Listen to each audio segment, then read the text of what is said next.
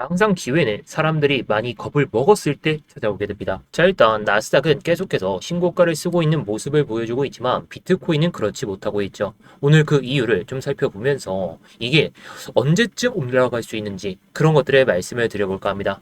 자, 일단 나스닥이 어저께 신고가를 썼음에도 불구하고 이렇게 음봉이 떨어졌다는 것 자체는 안 좋은 소식이긴 하죠.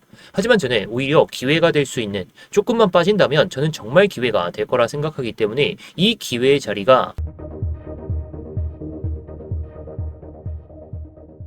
네, 안녕하세요. 10년차 코인 트레이더 임영입니다. 일단 본격적으로 시작하기 전에 좋아요 한 번씩 눌러주시면서 시작해 보도록 하겠고요. 뭐 이따가 다 보시고 나서 도움이 안 되셨다면 그때 취소하셔도 좋습니다.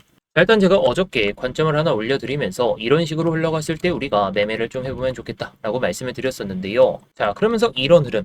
자, 이 구간에 대해서 돌파가 아니라 뭐 이런 거 돌파를 하더라도 이거 이탈되면 저도 추가적인 낙폭이 나올 수도 있다. 이거를 제가 인정하겠다고 말씀을 드렸죠. 자, 흐름을 보시면 아시겠지만 일단 해당 구간에서는 지지 보여주는 모습이 나와주고 있지만 해당 구간을 이 78.1K를 돌파를 못하니까 연속적인 하락을 보여주면서 이제는 여기서 올라오려는 모습을 보여주곤 있습니다. 자, 그래서 제가 어저께 저녁에 말씀을 드리면서 78.1K 돌파 못하다 보니까 포지션을 정리했다. 제가 롱 포지션 들고 있던 거 정리를 하게 됐죠. 자, 그러면서 해당 구간에서 78.1K 돌파도 못해서 조정파동이 나올 것 같다라고 말씀을 드렸었는데 제가 생각하던 76.8K와 76.5K 빠지니까 제가 이 타점에서 타점을 한번 잡아보자라고 말씀을 드리면서 아직까지는 들고 가고 있습니다.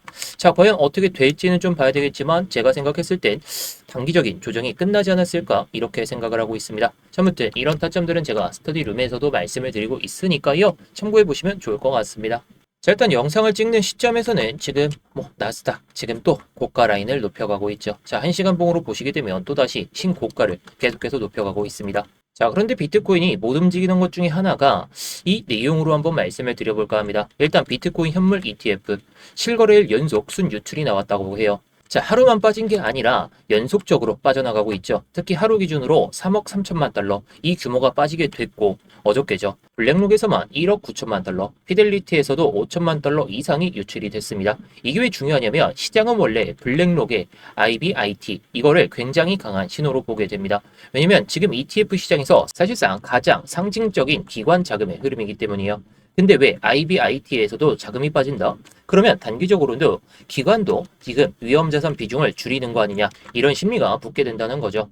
실제로 최근 흐름을 보면 비트코인 ETF뿐만 아니라 이더리움 ETF도 같이 유출이 되고 있습니다. 즉 지금 시장은 전반적으로 리스크 오프 성향이 강하기 때문에 최근과 같은 모습이 계속해서 나오고 있는데 쉽게 말하면 지금 당장 공격적으로 막 베팅하기에는 부담스럽다. 그러니까 단기적인 변동성이 위아래로 계속해서 터지고 있는 분위기라는 거죠. 근데 여기서 중요한 건 이걸 무조건 약세장이다 이렇게 보면 안 된다는 겁니다. 자, 토탈 넷 인플로우 이거를 보게 되면 누적 데이터죠. 현재 비트코인 ETF 누적 순유입은 아직도 560억 달러 이상입니다. 그리고 ETF 총 자산 규모도 어떻게 보면 984억 달러니까 즉 단기적으로 돈이 빠지고는 있지만 큰 흐름 자체가 완전히 무너진 건 아니라는 거 이거를 중요하게 생각해야 됩니다.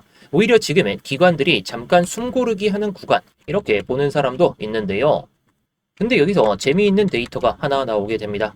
자, 바로 비트코인과 글로벌 유동성을 비교한 데이터인데요. 이 차트를 보면 현재 비트코인의 Z스코어가 마이너스 2, 이 수준까지 내려와 있습니다. 이게 무슨 의미냐면 쉽게 말했을 때 지금 글로벌 유동성 규모 대비해서 비트코인의 가격이 너무 약하다. 이런 뜻이거든요. 원래 비트코인은 장기적으로 글로벌 유동성과 굉장히 높은 상관관계를 보여주면서 주식시장하고 같이 올라가는 그런 모습을 많이 보여줬죠. 돈이 많이 풀리게 되면 위험 자산으로 자금이 들어오고 그중 하나가 비트코인이었습니다. 근데 지금은 유동성 자체는 생각보다 유지는 되고 있지만 비트코인이 그걸 제대로 반영이 못 되고 있고 나스닥이 연일 상승을 보여주고 있으니까 오히려 사람들의 심리가 주식시장에 몰려 있다라고 볼 수가 있겠죠. 그래서 현재 구간이 10년 기준으로 굉장히 극단적인 괴리 영역에 들어와 있다 이런 분석도 나오고 있습니다. 이걸 어떻게 해석하느냐가 상당히 중요한데 약세론자들은 이렇게 말하죠. 그만큼 시장 참여자들이 비트코인을 위험 자산으로 안 본다. 반대로 강세론자들은 이렇게 말합니다. 유동성이 유지되는데 가격만 눌려 있으면 결국에 나중에 다시 따라갈 가능성이 높다. 뭐 이게 나스닥을 따라가든 뭐 미국 증시 전체적인 분위기를 따라가든 실제로 과거에도 이런 극단적인 괴리 영역에서는 중장기 반등이 나왔던 사례들이 꽤나 있었기 때문에 뭐 물론 제가 당장 오른다는 그런 얘기를 드리는 건 아니에요. 중요한 건 현재 시장이 과열과는 거리가 멀다라는 거, 상당히 침체되어 있는 분위기겠죠. 자, 그리고 마지막으로 봐야 될 게 국내 거래량입니다. 지금 우리나라의 암호화폐 거래량이 코스피 거래량의 약 8% 수준까지 떨어졌다고 하죠. 쉽게 말하면 한국 주식시장 거래대금이 100억이다. 뭐 100억보다 넘긴 하지만 코인 거래는 8억 정도, 이 정도밖에 안 된다는 거예요. 자, 이게 얼마나 심한 거냐면 2024년 이때 트럼프 당선 이후에 코인 불장이 강하게 달아왔을 때는 이 비율이 323%까지 이 정도까지 올라갔죠. 즉 그때는 주식보다 코인이 훨씬 더 뜨거웠다는 거예요. 근데 지금은 오히려 반대죠. 돈은 어디로 가고 있냐? 국내에서는 현재 주식시장으로 몰릴 수밖에 없죠. 뭐 삼성전자, SK하이닉스 신고가를 뚫으면서 코스피도 8,400선을 뚫었다고 하는데 국내 자금들이 지금 코인보다 주식으로 몰려있다 보니까 뭐 김치 프리미엄도 거의 발생하지 않는 그런 모습을 보여주고 있죠. 근데 저는 이 데이터를 볼 때 오히려 흥미로운 부분이 하나 있습니다. 진짜 시장 과열 구간에서는 사람들이 코인을 안 참고 못 견뎌요. 거래량이 폭발하고 잡 알트코인들까지 다 날아갑니다. 근데 지금은 오히려 아니죠. 오히려 관심 자체가 많이 죽어있는 상태고 현물 거래량도 많이 죽어있는 상태고, 즉 지금 시장은 탐욕의 끝이라기보다는 피로감이 꾸역꾸역 올렸던 그런 상승세에서 피로감이 누적되면서 이렇게 내려왔다. 물론 금리 인상에 대한 부분, 그리고 ETF 유출에 대한 이런 우려가 있다 보니까 지금과 같은 모습을 보여주고 있지만, 지금 시장을 한 문장으로 정리하면 이겁니다. 단기 심리는 굉장히 약한 건 맞습니다. 근데 중장기 데이터는 오히려 극단적 영역에 가깝다라는 거. 그래서 장기적으로 봤을 때는 지금 구간이 오히려 매수하기는 정말 좋은 시점. 물론 단기적으로는 그런 시점은 아니겠죠. 자, 물론 ETF에서 돈이 빠지고 있고 한국에서 우리나라에서도 거래량이 급감했고 시장 분위기는 완전히 좋은 건 아닙니다. 근데 반대로 글로벌 유동성 대비해서 비트코인이 역사적으로 눌려있는 수준이기 때문에, 즉 지금 자리가 단기적으로는 이게 빠져도 되고 올라가도 되고 이건 상관없습니다. 근데 중장기적으로는 점점 중요한 구간에 들어오고 있다는 거. 근데 중요한 건 뭘까요? 지금 공포에 휘둘릴 게 아니라 현재 시장이 과열인지 또는 과도하게 위축된 그런 상황인지 그걸 냉정하게 판단하자는 거죠. 그래서 현재 시점에서는 이게 어떻게 될지는 좀 봐야 되겠지만, 결국에 우리가 생각하는 현재 FBG도 이렇게 잡혀 있으니까 이걸 내렸다가 올라갈지 이게 상당히 관건일 것 같긴 합니다. 관건이라는 것은 우리가 이 구간을 뚫기 전에, 또는 제가 정말 장기적인 뷰에서는 74K는 한 번은 이탈해야 된다라고 말씀을 드리고 있죠. 정말 이 구간을 이탈한다면 중장기적으로 포지션을 모아갈 생각으로 보고 있지만, 결국에 뭐 이런 구간들, 지금 연속적인 저항을 보여줬던 이런 78K를 돌파를 하면서 이런 식으로 올라갈 수도 있다는 거죠. 근데 이 안에서 머물 때, 지금 뭐 이 FBG 그리고 밑에 있는 이 FBG 이 안에서 유지가 될 때, 또는 78K를 돌파하기 전까지는 최대한 단기적으로 수익을 쌓다가 이게 정말 내려오면 그때부터는 현물을 비중을 담고, 뭐 만약에 78K를 돌파하고 현물 거래량이 살아난다면 이때부터는 중장기 포지션을 잡아도 되겠지만, 그 전까지는 여러분들께 항상 말씀드리는 게 일단 단기적으로 수익을 계속해서 챙겨보자, 이렇게 제가 말씀을 드리고 있죠. 자, 그래서 오늘 12시 47분쯤에 여러분들께 말씀을 드리면서 이 매수 오더블럭에서 매수하실 수 있도록 좀 말씀을 드렸죠. 아직 제가 예상하던 흐름이 안 나와서 저도 그냥 들고 가고 있지만, 일단 78K를 도전은 했지만 78.1K까지 도전을 안 하니까 일단 수익을 챙겼던 거죠. 자, 그러면서 해당 구간을 우리가 기다리자라고 말씀을 드렸고, 제가 예상하던 흐름이 안 나오니까 이 관점은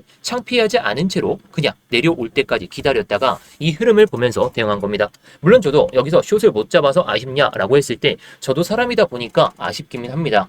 그런데 이런 자리에서도 우리가 사람들이 다들 던질 때 우리는 오히려 매수 관점으로 잡았기 때문에 현재도 수익 중에 있다라고 보시면 되겠습니다. 자, 이게 손절이 될 수도 있어요. 근데 저는 이번에 이 구간 밑으로 빠진다면 오히려 2차 매수를 하면서 비중을 늘릴 자리라 보고 있기 때문에 단기적으로는 이 수익이 좀 가능하지 않을까 이렇게 생각하고 있습니다.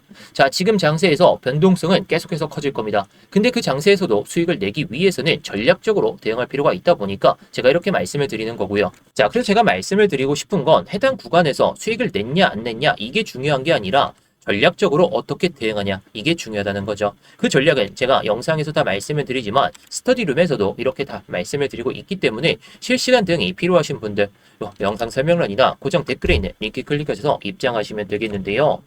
자, 그래서 단기적인 포지션이 어떻게 됐든지 간에 저는 일봉상으로 이 관점을 계속해서 유지할 겁니다. 자, 1월달의 고점과 2월달의 저점에다가 이렇게 피보나치 값을 긋고 보면 현재 구간은 이 78K를 돌파를 해야 되겠지만 저는 이 382 구간 지금도 이렇게 찍긴 했지만 결국에 이거 이탈하는 순간에는 우리가 오히려 매수 관점으로 이게 여기까지 빠질 거냐라고 했을 때 그건 아닐 것 같습니다. 자, 이렇게 빠진다면 오히려 74K를 이탈했을 때부터는 선물 관점으로는 단기적인 포진을 잡더라도 현물 위주로 매매를 하다가 현물 비중을 계속해서 늘리다가 다시 한번 올라갈 때 그때 수익을 챙기면 된다는 거죠. 자, 그런데 지금으로서는 이 FBG를 돌파를 한다면 이 0.5 되돌린 구간 이런 식으로 흘러갈 수도 있겠죠. 자, 제가 일단 이 구간을 기다리긴 하지만 결국 이렇게 올라가는 파동이라면 다시 한번 올라가면서 나스닥의 흐름에 커플링되는 모습을 보여준다면 이때도 우리가 장기적인 포지션을 잡을 필요가 있어요. 물론 이 흐름이 곧바로 나올 거다. 저도 장담은 못합니다. 왜?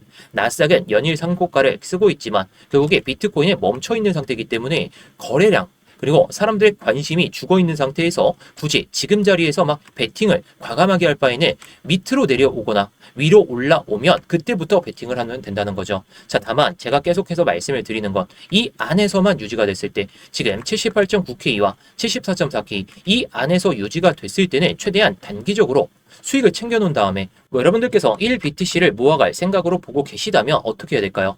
지금 자리에서 단기적인 수익 쌓아놓다가 내가 1BTC 모아갈 생각으로 보고 있었다면 여기서 0.2BTC 이 정도만 늘려도 여러분들은 성공하실 겁니다. 자, 이게 현물 타점이 정말 내려올지 또는 올라가면서 올지 모르기 때문에 일단은 이 안에서는 단기적인 수익 위주로 일단 챙기시다가 현물 타점이 오게 된다면 제가 영상을 통해서 정말 명확하게 말씀을 드릴 거예요. 그런데 이 타점이 언제 올지도 모르고 이게 정말 올지도 모르고 이게 정말 또다시 그냥 올라갈지도 모르고 저도 장담 못합니다. 근데 제가 말씀드리는 이런 구간 안에서 단기적인 수익만 쌓아 놓는다면 오히려 현물을 모아갈 그 자금이 계속해서 늘어날 수가 있기 때문에 저는 지금 시장에서 저도 현물을 모아가고 싶지만 지금은 부담스러운 자리다 보니까 단기적인 수익 위주로 챙겨 놓다가 제가 정말 현물을 모아갈 관점이다 이렇게 보이는 순간에는 여러분들께 말씀을 드릴 거예요. 자, 대신 그 전까지는 우리가 단기적인 수익 꽤나 좀 짭짤하게 챙겨볼 수가 있다 보니까 지금 같은 변동성 장세가 오히려 기회라고 생각합니다.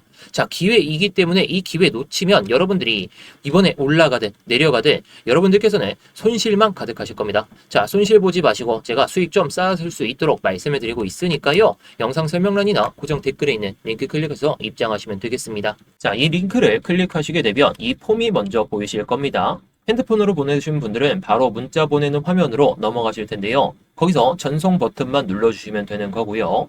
컴퓨터로 보시는 분들은 자, 여기 보이듯이 이무혁 전문가 나와 있는지 확인하시고 그 다음에 이렇게 실시간 관점 스터디 무료 신청 이렇게 누르신 다음에 스터디방 입장하실 이렇게 전화번호를 남겨주시고 나서 밑에 있는 제출 버튼 이렇게 순서대로 진행하시면 됩니다. 자, 다시 한번 말씀드리지만 모두 무료입니다. 그냥 편하게 들어오신 다음에 마음에 안 드시면 그냥 나가셔도 좋고 정말 타점이 괜찮다 싶으시면 따라오셔도 좋은 거고요. 자, 구경하면서 시황 브리핑이나 타점 브리핑, 차트 교육이나 이런 것들도 다 보셔도 좋은 거니까 여러분들이 편하신 대로 원하시는 대로만 잘 얻어가시면 좋을 것 같습니다.